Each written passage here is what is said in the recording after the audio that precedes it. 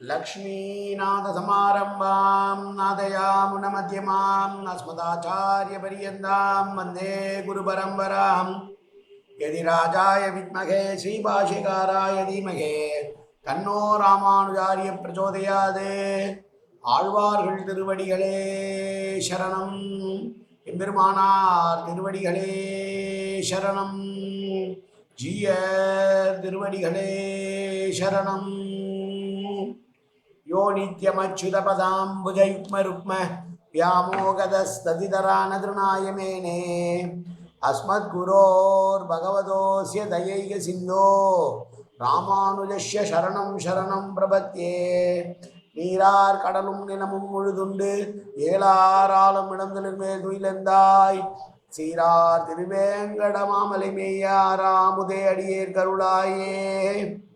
எல்லாம் வல்ல ஏழுமலையான் பெருங்கருணையால் 4000 திவ்ய பிரபந்த பாசுர பதிவேற்றங்களின் வரிசையில் இன்றைக்கு 2297வது நாள் பாசுர பதிவேற்றம். திருமங்கை ஆழ்வார் அவருடைய பெரிய திருமொழியிலே 9ஆம் பத்திலே வரக்கூடிய 5ஆம் திருமொழியினுடைய 6வது பாசுரம் 846வது பெரிய திருமொழி பாசுரம் திருக்குறுங்குடி பாசுரங்களிலே இது 6வது பாசுரம்.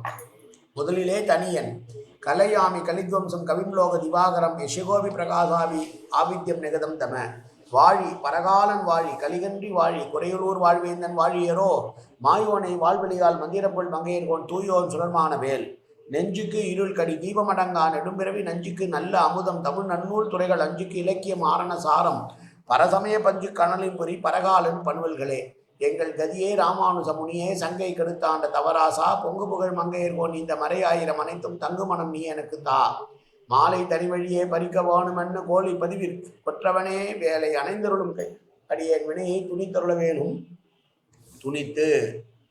இதோ 846வது பாசுரம். எல்லியும் நண்பகலும் இருந்தே ஏசிலும் ஏசுக ஏந்திழையார் நல்லர் அவர்திரம் நாமறியோம் நான் மடம் அச்சம் நமக்கிங்கில்லை வல்லன சொல்லி மகிழ்வரேனும் மாமணி வண்ணரை நாம் மறவோம் கொல்லை வளரின் முல்லை புல்கு குறுங்குடிக்கே என்னை உய்த்திடுமின்.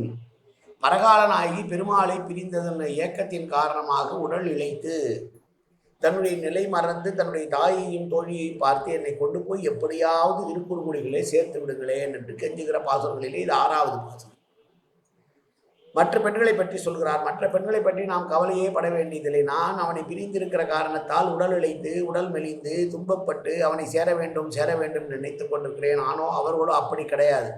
அவர்களுக்கு அதை பற்றி தெரியாது. பிரிவு என்பதை உணராதவர்கள் அவர்கள். அதுவும் அல்லாமல் எப்படிப்பட்டவனை பிரிந்திருக்கிறோம் என்கிற உணர்வே இல்லாதவர்கள். அதனால் அவர்கள் எல்லாம் ஆபரணங்களை அணிந்து கொண்டு வேறு பொழுதுபோக்கே இல்லாமல் என்னை பற்றியே ஏசி கொண்டிருக்கிறார்கள். என்னுடைய நிலைமையை பற்றி தூற்றி கொண்டிருக்கிறார்கள். எப்படியோ போகட்டும், அவர்கள் பாக்கியவதிகள். காரணம், அவர்களுக்கு இந்த துன்பம் என்பது தெரியாது. எனக்கு அந்த ஆராய்ச்சி எல்லாம் தேவையில்லை. நான் அவர்கள் இப்படி இருக்கிறார்கள் என்று கவலைப்படவும் வேண்டாம். அவர்களை பற்றி நான் ஆராய்ச்சி செய்ய வேண்டிய அவசியமும் எனக்கு கிடையாது. எனக்குத்தான் பெண்மையை அற்று போய்விட்டதே. அதனால் அல்லவா அவர்கள் அப்படி சொல்லுகிறார்கள். வாய் கூசாமல் சொல்லுகிறார்கள். இவளுக்கு அச்சம் மடம் நாணம் பயிர் பெற்று எதுவுமே இல்லையே, புலம்புகிறாளே, கொண்டு போய் சேர்த்து விடு என்று சொல்லுகிறாளே என்று சொல்லுகிறார்களே. நான் ஏன் கவலைப்பட வேண்டும்? நான் இழந்தது, என்னை விட்டு பிரிந்தது எப்படிப்பட்ட பொருள் என்பது எனக்கல்லவா தெரியும். அவர்களுக்கு என்ன தெரியும்? நான் பிரிந்தது நீலமணிவண்ணனான பெருமாளை. அந்த பெருமாளை நான் பிரிந்த துக்கம் எனக்கு இருக்கிறது. அவர்களுக்கு அப்படி ஒரு துக்கம் வர வேண்டியதில்லை. காரணம், அவர்கள் பெருமாளை பற்றி தெரியாது. பெருமாளிடம் அவர்கள் அனுபவம் கொள்ளவில்லை. அதனால் நான் போய் மறக்க சொல் என்றால் நான் என்ன மறந்தா போய்விடுவேன். ஆகையால் என்னால் பெண்ணைத்தன்மை இழந்து விட்டேன் என்று நீங்கள் எல்லாம் ஏசினாலும் பேசினாலும் அதை பற்றி எனக்கு கவலை இல்லை. எனக்கு வெக்கம் கிடையாது, மானம் கிடையாது, ரோஷம் கிடையாது, சூடு கிடையாது, சுரணை கிடையாது. இதெல்லாம் சொன்னாலும் கூட நான் இழந்த பொருளான அந்த நீலமணி வண்ணரை நான் அடைந்தே தீர வேண்டும். எனவே என்னை தயவு செய்து கொண்டு போய் முல்லை கொடிகள் பூத்து படர்வதற்கு தயாராக இருப்பது போல நான் அவன் மீது படர வேண்டும். அதற்கு எனக்கு திருக்குறுங்குடியிலே என்னை கொண்டு போய் வைத்து விடுங்கள், என்னை கொண்டு போய் சேர்த்து விடுங்கள் என்று சொல்கிறார் பரகாலனாய். இங்கே பெண்களுக்குரிய குணங்களாக 4 சொல்லுவார்கள். அச்சம், நான் மடம் அச்சம் என்றெல்லாம் சொல்லுவார்கள். அதில் நாணமானது என்னென்றால் தகாத காரியத்தை செய்வதற்கு மனம் ஒடுக்கி நிற்பது. மடம் ஆவது என்றால் எல்லாம் அறிந்திருந்தாலும் அறியாது போல் இருப்பது. அச்சமாவது மிக சிறிய காரணமாக இருந்தாலும் மனம் நடுங்குதல். பயிர்ப்பு என்பது நான்காவது குணம். அது தனக்கு தேவையான தன்னுடைய தலைவனை தவிர வேறொருவனுடைய துணிமேல் தன் மீது பட்டால் கூட அருவருப்பு கொள்வது என்று இந்த 4 குணங்கள் இருக்கிறது பெண்களுக்கு. அது எனக்கு தொலைந்தே போய்விட்டது என்று அவரே சொல்லுகிறார் பரகாலநாயகி. காரணம், நான் அவனிடம் கூச்சப்பட வேண்டிய அவசியமே இல்லை. அவன் என்னவன்?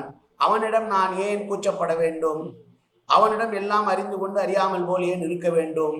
அவன் மீது எனக்கு என்ன அச்சம் இருக்கிறது? அவன் மீது அச்சம் கொள்ள வேண்டும். அவனை தவிர வேறு யாரும் என் மீது கை வைக்க முடியாது, பட முடியாது என்கிற காரணத்தால் எனக்கு பயிர்ப்பும் தேவையில்லை. ஏனென்றால் எனக்கு அது அருவருப்பு வருவதற்கு வாய்ப்பே கிடையாது. அவனை தவிர வேறு யாரும் என்னை தீண்டவே முடியாது.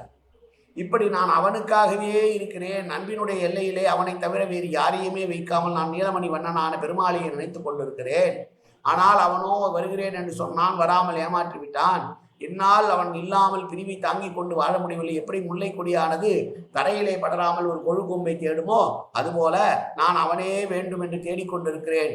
தயவு செய்து என்னை கொண்டு போய் திருக்குறுங்குடியிலே சேர்த்து விடுங்கள் என்று தன்னுடைய பெண்தன்மை என்ற அச்சம், மடம், நாணம், பயிர்ப்பு என்கிற 4 குணங்கள் எனக்கு இல்லாததற்கு காரணம் அவன் என்னவன் என்பதனாலே அவனிடம் நான் இதையெல்லாம் வைக்க வேண்டிய அவசியம் கிடையாது.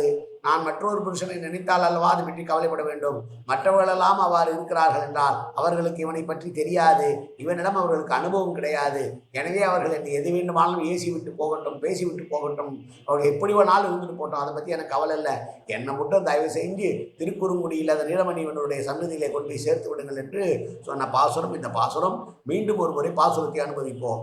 எல்லியும் நண்பகலும் இருந்தே ஏசிலும் ஏசுக ஏந்திழையார் நல்லர் அவர்திறம் நாம் அறியோம். நான் மடம் அச்சம் நமக்கிங்கில்லை வல்லன சொல்லி மகிழ்வரேனும் மாமணி வண்ணரை நாம் மறவோம். கொல்லை வளரில முல்லை புல்கு குறுங்குடிக்கே என்னை பொய்த்திடுவேன். காயேன வாச்சா மனசேந்திரிர்வா அவ்யாப்தனாவா பிரகதேது சுபாவாது கரோமியத்த சகலம் பரஸ்மை ஸ்ரீமன் நாராயணாயேதி சமர்ப்பயாமி. உடலாலும் உள்ளத்தாலும் வாக்காலும் சகலவிதமான பாவங்களும் தோஷங்களும் நிறைந்ததாக உலகத்தினுடைய இயல்பிருந்த போதிலும் அடியேன் செய்கிற நல்வினையோ தீவினையோ அத்தனையும் உன்னுடைய கமலமலர் பாதங்களில் சமர்ப்பிக்கிறேன் கண்ணா. காத்தருள்வாய் கண்ணா, ஏற்றுக்கொள்வாய் கண்ணா. எப்போதும் திருநாமம் கண்ணா கண்ணா கண்ணா என்ற நாவில் வருவதற்கு அருள்புரிவாய் கண்ணா. சர்வத்திர கோவிந்தநாம சங்கீர்த்தனம். கோவிந்தா கோவிந்தா கோவிந்தா கோவிந்தா கோவிந்தா கோவிந்தா கோவிந்தா கோவிந்தா கோவிந்தா.